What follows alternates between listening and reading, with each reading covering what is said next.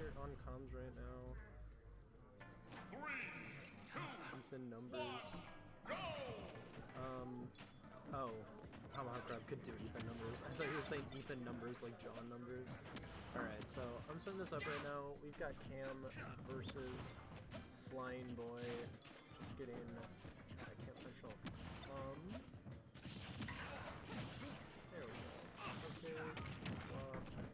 Get it. My sets all day today have gone from very easy to win to play silly to I have to super try hard and back. I have to keep switching to that mindset. Alright, Cam, Zio versus Ben Flyingboy right now. We've seen this one time and time again. It's a tough one for sure for Zero.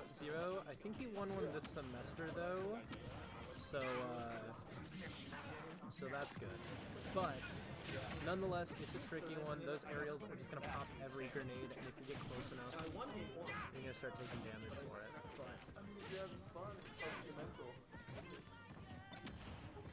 alright, both players around equal percents right now. Zio with a little bit of a lead, but honestly, both characters can kill around this percent, so you never really know. Pops into the jump, catches the jump. Ooh, F smash, but it's not gonna hit that too for him. Really close though. And then Nikita coming off stage. I like the spacing of that air slash just so that you do not pop one of those grenades at the ledge. Sometimes sorties is it's a good option to have when you can hit that ledge with an uppy, but at the same time, if Snake can plant grenades, then he's just gonna end up you're just gonna end up popping that grenade and you're gonna end up getting hit for it. But right now, we're seeing a lot more of just stage play. Neither character really going off stage right now. Right now, Zio kind of just getting hit off the stage a lot more than Flyingboy. But yeah, with that shield art, you're going to survive a lot. Down tilt hitting the wrong way, goes to smash. Could potentially take the stop here, and with the up tilt, that's going to do it. Almost dying off the top of that grenade while in smash art. Very interesting, but popping the grenade, not going to kill. Yep, bringing him to a high enough percent to take that first stock off of Zio.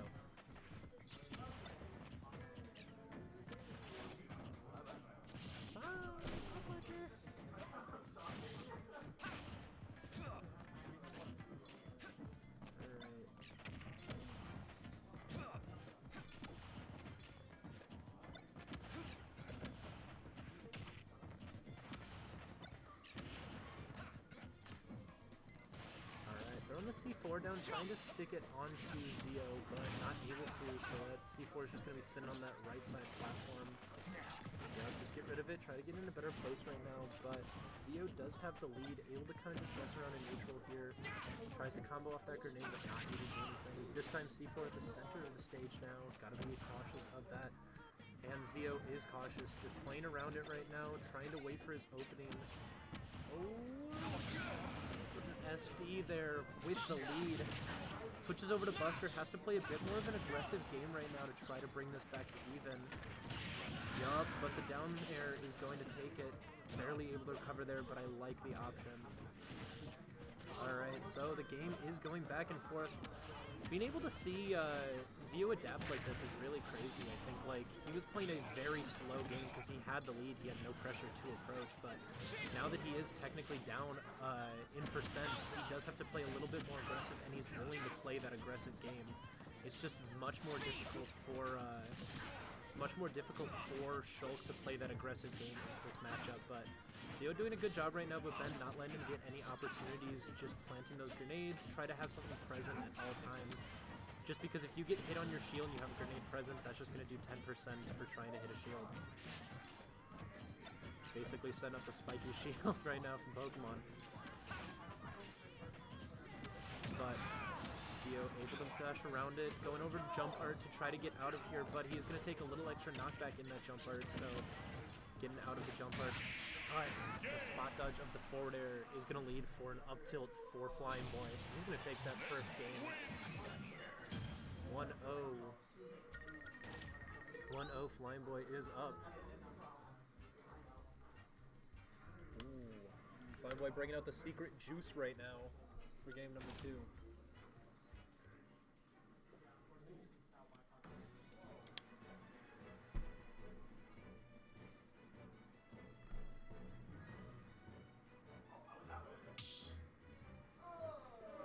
yeah, I did see.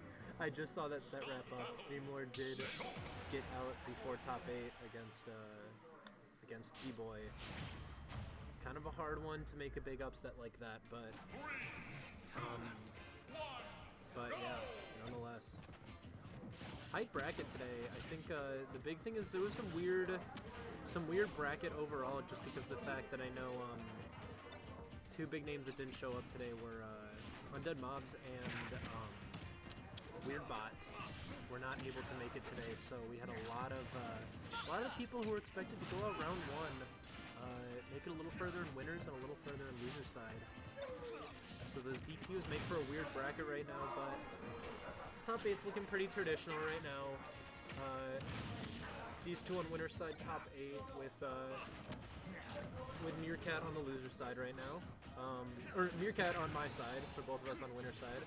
Speak of the devil, we've got our loser side top 8, T-Boy hopping on the comms as well. Hello, let's do next. So that means we've got most of top 8 decided. I think the only one that we're not sure is who the other two on loser side are. I think Ethan Ivysaur is going to be playing for it. Yeah, we're still waiting for either the winner, the Walrus Natman, or Ivysaur and Dr. Cummins. Okay. So Ivysaur, Dr. Cummins are playing on loser side for top 8, as well as Walrus and Ant-Man. Walrus been making quite the run, to be honest, but I think he's playing Ant-Man right now. I saw him playing Samus. Yes, Walrus has been on the Samus. I remember he had a pretty good run at Fleming Friendlies, and that was like his first show up. But doing a good job, just like both these players doing a good job here. Game number 2, almost 5 minutes on the clock, and no stock's been taken. I think, yeah, catching that up. All right, Master Uguay and T-Boy playing on loser side of top 8. So you know how close our set was, right? Yeah. I just started combos. PTBK. Yeah. And then he clearly was very unhappy, so I went, I'll PK today you if you want. And he said, that can't be worse, surely. And then I just stopped there. Alright, now you're in the big boy leagues. I feel so bad.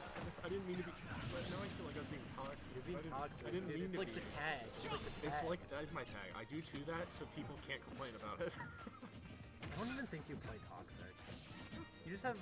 I wouldn't say PT's a toxic character, but it depends on the matchup for sure. Dude, okay, so I basically zeroed to death him with Squirtle and Ivy. Yeah, no, that doesn't sound fun. And then he went off stage while I was recovering, and I just down aired him on my way back to stage, and he died at like 0. And then The character does that. I just hung on ledge and went, I don't think I'm gonna approach this time actually. And I went, aw.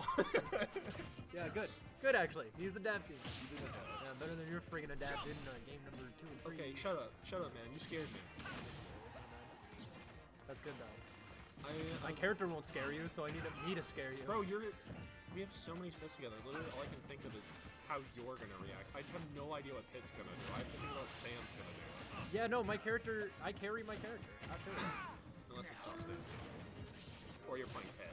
No, Then you're carrying. I carry my character. You carry Dark Pit. I carry my character. You do carry Dark Pit. carry That's both. why your secondary is Pit, because he's your top tier 4. He's your tier 4 Exactly. character. I've always had.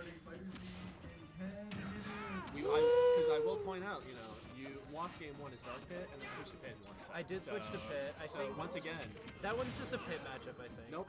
No. nope. That's you're how carrying. it works. Well, that's how every matchup is, bro. Yeah, no, if I play Ben with normal Pit, I lose that instantly, and then I'm carried by Dark Pit.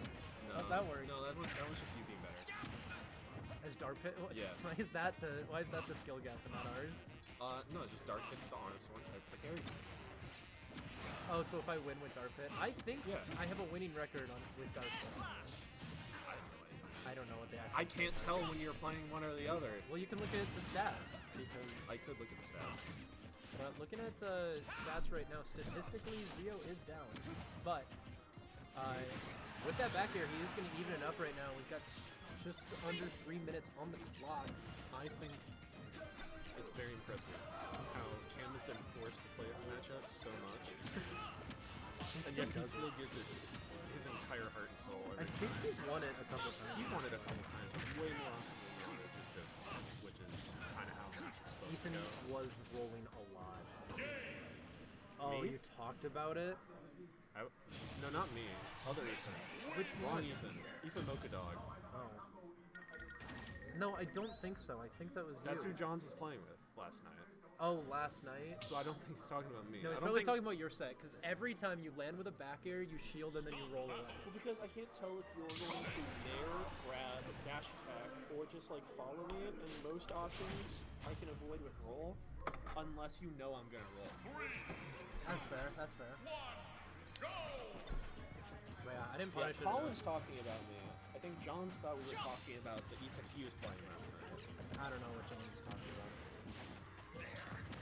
What I'm talking about is It this could set it right could here. apply to both of us, but channel your inner bro. Why didn't I get to hear this? Colin was cheering me on. That would have helped. Yeah, no, and then I hop on comms and he goes real quiet because he's like, oh, Dude, a what's tomahawk would do numbers. Tomahawk That's would do true. numbers. So we're going right now. We're going with true, true, cringe, true. So he's 3 for 4.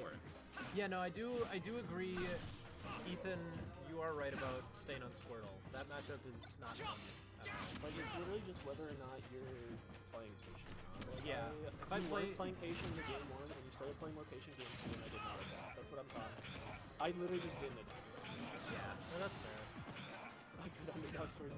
Bro, the underdog is like by 1 seed. Yeah, no, the underdog is 1 seed, but it's also set record. Is Yeah, the crazy. set record is crazy. Let me actually. Isn't there a rule that we can't talk about ourselves on stream? I have no idea. Okay, we're not just sitting here. We're not insulting. Hey, look at me. Look at me. Okay, we are talking about ourselves. Co-commentator's been asking relevant questions, right? Actually, my co-commentary being chat, and they've been asking Yeah. relevant questions about Ethan Dinosaur. But It's not my fault. If anything, Sam gets in trouble, not me. yeah, true. They get banned off comms. That's how they get rid of me. My carried character, I guess. Ooh, take an extra percent from that grenade in the bus art. Got the jumps right now. Oh, jabbing the grenade. You actually have a worse record with Pit than you do Dark Pit. Yeah, no, because I carried Dark Pit. No, And I think Pit- that's just because you had to get over the fact that Dark Pit's your comfort character and Pit's your play-to-win character. Only into some matchups, though, because they're just objectively the ones that don't. Yeah, but you always default Dark Pit when it should be the other way around. We've had this No. conversation before. There it is. Catching the air dodge. Good down air. Good down air from Zio, evening those stocks up right now. I really like looking at Weave's matchup with me because, like, if it's Weave, pretty heavy their favorite. Literally, anytime they play anyone else, I've never dropped a game. I don't think I've dropped a game to Ethan's pockets, unless we were both doing pockets. Because I think we did a Toon Link did at one time. And But they it's happened like 3 or 4 times now, and Weave will go, "Why do I have to play you every time this happens?" And I'm like, I don't know, man. I get told that so often. Why do I have to play you? True. Uh-oh. Ivysaur got to set to For play. what? Oh, against Ant-Man. Okay. Now I'm commentating. Solo comms.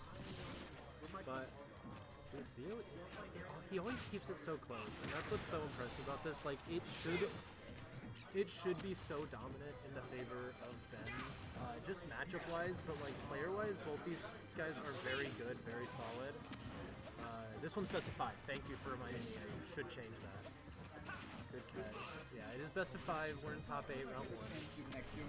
I'm doing all right. I'm hanging in there, just kind of blabbering on comms, just to keep me engaged in the game right now. That's fair. Yeah, so I'm kind of just watching this one. Admittedly, I was Colin Kerbex and we got Colin Kerbex and just Johns. that's fire. We got a fire chat right now. Whole Fire two chat people. right now. This is the most live. This is the most lively that BDS chat has ever been. Whole 2 people. We love to see it. We love to see it. Bro, ain't no way, Colin. What are you blabbering about in chat? Cam, I think, is a very good player. Fundamentals wise, I would not deny. Yeah, no, we're lucky to have him. I hope he keeps playing, but Smash is definitely not one of his priorities. So I think like if he can do well, that's always his hope. But yeah, it will be interesting how he keeps progressing. Oh, the back hit of it, hit him with the back shot. But it is a good favor right now for Flyingboy. Ooh, mispulls a Nikita grenade into up air. is going to take it 3-0 for Ben Flyingboy. Flyingboy moving on in top 8. Good set overall. All games very close. Good length to all of them, too. Hot set. Always like seeing that, but nonetheless, Flyingboy first seed for a reason. So, I'm going to report this one.